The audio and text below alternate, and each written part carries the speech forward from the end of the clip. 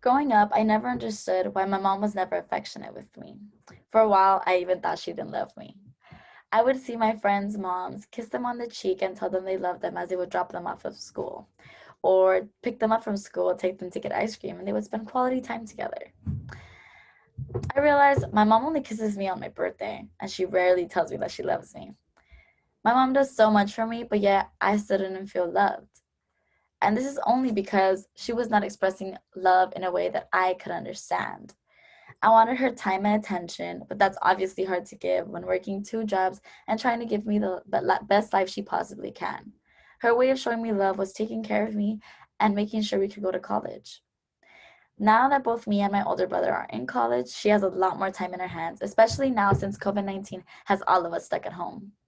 The other day, we literally spent all day watching Jane the Virgin and gossiping about my tias.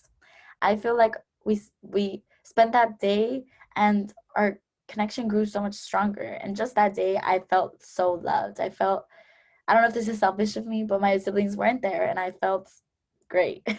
I felt like I had all her attention and all her love. It was amazing. We laughed, we talked. It was awesome. Um, we all like to show and to receive love in very different ways. The way I like to express and receive my love is very different from the way that you might. According to Gary Chapman, an American author and family counselor, there are 5 ways in which people demonstrate love and affection to each other. Each of these styles is known as a love language. Gary Chapman wrote a book on the 5 love languages, and in this book, he claims that in order for relationships to last long, we need to we need to understand that people have different love languages, and also he also says we should invest in learning the love languages of our loved ones in order to deepen our connections. Today, I will be informing you on the basic 5 love languages and why they are important. Ladies and gentlemen, before you try to begin figuring out which of the 5 love languages you match with, let's try to gain a better understanding on how they are created, what each of them means, and how this could be beneficial in our future. The 5 love languages is a concept created by Gary Chapman. He is a renowned marriage counselor. Sorry. According to Julia McCurley in her article on the history of love languages, after 20 years of marriage counseling couples and helping them save their relationships, Chapman came to the conclusion that people come in various of shapes and sizes, as well as their ways of expressing love. Julia McCurley states that she has found that when the love language is different from the other person's, sometimes it can potentially cause problems in their dating journey, especially if they're not willing to learn from each other and express their love in ways they can both understand. Now that we understand how this concept was created, let's reveal what these 5 languages actually are. Now, for the moment you guys have all been waiting for, the 5 love languages are quality time, physical touch, words of affirmation, receiving gifts, and acts of services. Now let's take a deeper look into these languages and have a better understanding. And maybe you guys can relate to one of them and find out your primary love language. And if you don't, that is okay. Don't worry about it. You might, after we go through them, you might feel like you're relating to maybe one or two, or maybe you feel like you just don't know which one you are. But you can simply either take a really quick quiz on Quizzes, the 5 love languages. It's a website, and I have a link right here. Or you can read the book, The 5 Love Languages by Gary Chapman, to get a deeper understanding. Okay, let's get right into these love languages. We're going to start with quality time. According to the book, The 5 Love Languages by Gary Chapman, if this is your love language, then you require moments of undivided attention by your partners. Spending time together is good, but this is more than just a physical proximity.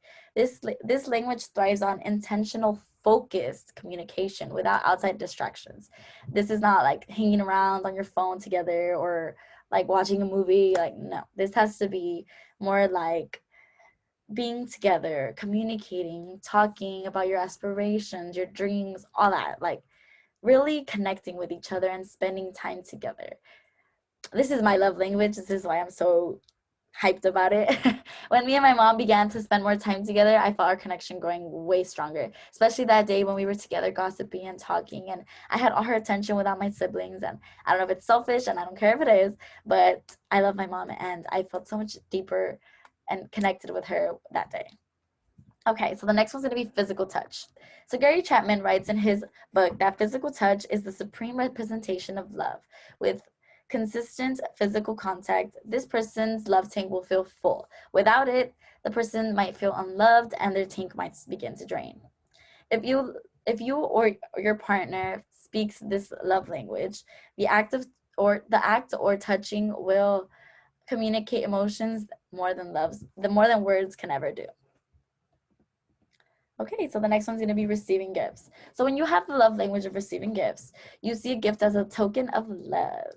So Gary Chapman says in his book, the act of obtaining and gift and giving a gift symbolizes effort.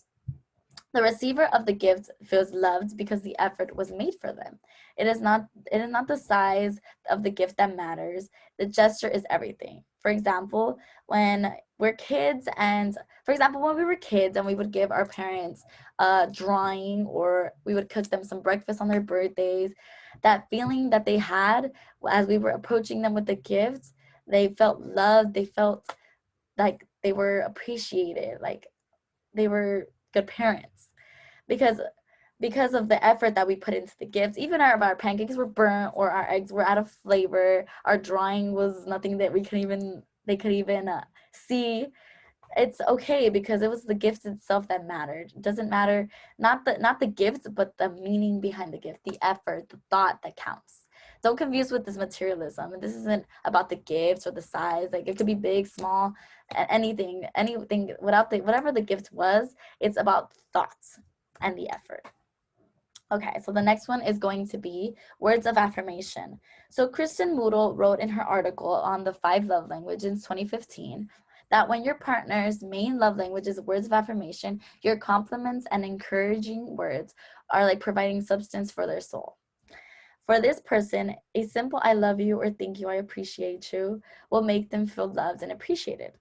This person would have to be constantly reminded verbally of how you feel about them.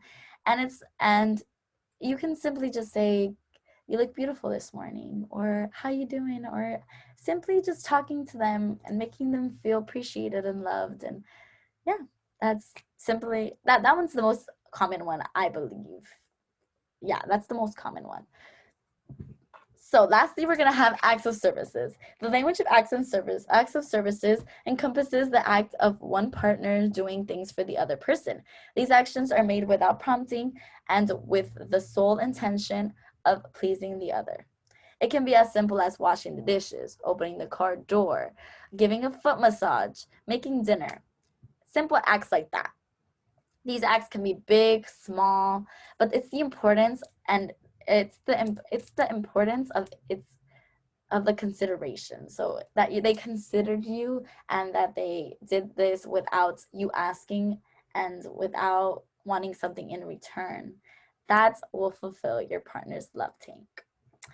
Okay, now that we have mastered a deeper understanding of each of these 5 love languages, let's take a little look at the future implications of these languages. Okay, so Sherry Gordon states in her article on the love languages in 2020 that the most common relationship issues people face today is the struggle to express love in an intentional and meaningful way to someone else. So understanding these love languages and the differences in the way people express and feel loved can make a serious impact on a relationship. Whether it's a family member, a friend, a significant other, same thing, same rules apply. Being committed to learning someone else's love language can boost your relationship. You are focusing more on your loved one's needs and instead of your own. And this is the central theory that Dr. Chapman believed in. So he believed that couples should work together and they should learn each other's language instead of trying to convince each other that they should do it. They should want to do it. They shouldn't convince him, hey, you should express your love in ways that I can understand. You should give me gifts. You should do, that's not healthy. You have to do this willingly. You have to be able to want to make your relationships grow. Okay, so learning all the love languages will boost all of your relationships, and it will lead to long-lasting healthy relationships as long as the other person reciprocates.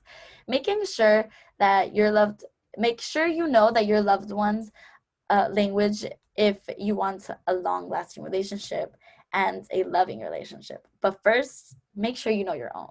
That is more important. Make sure you know your own so that they can be able to reciprocate what you are trying to give to them. Okay. So in the past few minutes, we have received the background of these languages and how they came to be, the definitions of every single language, and the benefits that they can have in our future. Now that I have taught you the 5 love languages, quality time, physical touch, words of affirmation, receiving gifts, and acts of services, and also now you know how beneficial they can be and how these love languages can build your relationships and maintain them healthy and make them grow. These love languages may seem simple, but learning to express in a way that you are not used to can feel uncomfortable or weird or hard to do, but trust me, practice makes perfect. The reward in the end is also worth it. Making your loved one happy and making your bonds a lot stronger you will see it, and you will trust me, you will enjoy it, and you will see that the learning it is worth it. Everyone needs love in their life. Even if you say you don't, you do. It's a primary emotional need. Choose to have a long-lasting relationship by learning your primary love languages and how to speak the love language of your loved ones, and trust me, you won't regret it. Thank you so much.